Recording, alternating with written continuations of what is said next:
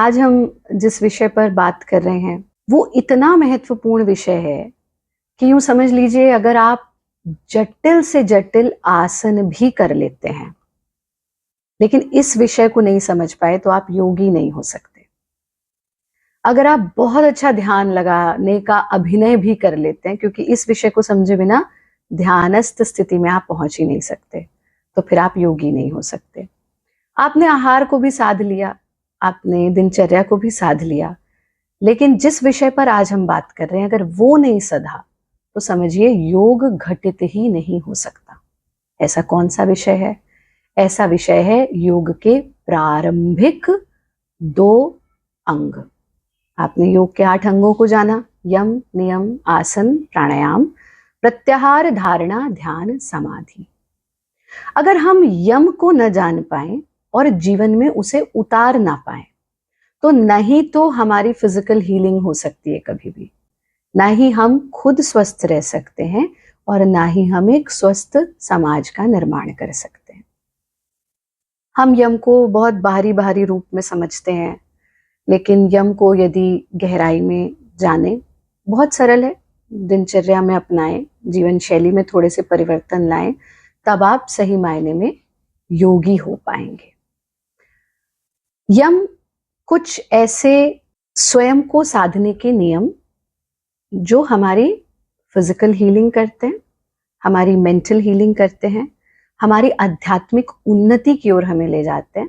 और उससे भी अधिक महत्वपूर्ण चीज ये है कि यम हमें जो भी कुछ भौतिक जगत में यानी समाज में हम जी रहे हैं तो एक समाज को नई दिशा देने का कार्य करते हैं। हमें लगता है योगी मतलब जो पहाड़ों में बैठा हुआ है, जो कंदराओं में रह रहा है, या फिर लगता है योगी मतलब बस जो मुश्किल आसन लगा ले, सर पे पैर को ले जाए, वो सब जरूरी है, लेकिन योगी मतलब जो समाज में कुछ कंट्रीब्यूट कर पाए। योगी का मतलब ये नहीं है कि हम भाग जाएं कोई सामाजिक परिस्थिति को देखकर। योगी का मतलब कि हम समाज में पॉजिटिव परिवर्तन ला पाए। वो कैसे होगा? तो हमारे जो 5 यम हैं वो हम अपने अंदर परिवर्तन लाकर समाज में परिवर्तन लाते हैं, और जो 5 नियम हैं वो हमारे अपने रूल्स हैं सेल्फ एलिवेशन के लिए। यम के लिए एक सूत्र आया। सूत्र आप लोग पतंजलि योग सूत्र पढ़ रहे हैं, कुछ याद भी हो गए होंगे अब तक। तो सूत्र की बड़ी सरल सी परिभाषा है। आप में से कितनों ने मैथमेटिक्स पढ़ा है? बेसिक लेवल पे तो पढ़ा ही होगा, है ना? तो फॉर्मूलाज लर्न करते थे, राइट? फॉर्मूला क्या होता है? हमने पढ़ा a² - b² = जो भी है, हाँ ठीक है, हिमानी को याद है a² + b² = इस तरह से आपने फॉर्मूलाज। फिर आप क्या करते थे? फॉर्मूला लिख के फिर उसका विस्तार करते चले जाते हो।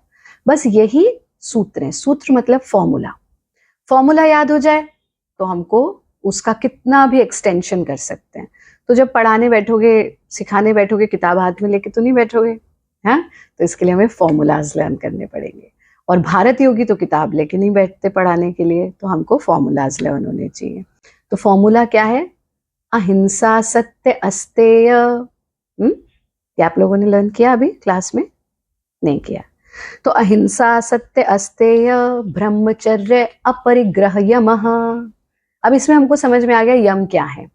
अहिंसा, सत्य, अस्तेय, ब्रह्मचर्य, अपरिग्रह, यमः, ये 5 यम है। इनका हमको पालन करना है। और and if we want to be contributors, if we want to lead the society, and even if we don't want to, but as a yogi we need to give new direction to society, तो हमको ये 5 यम जीवन में उतारने हो।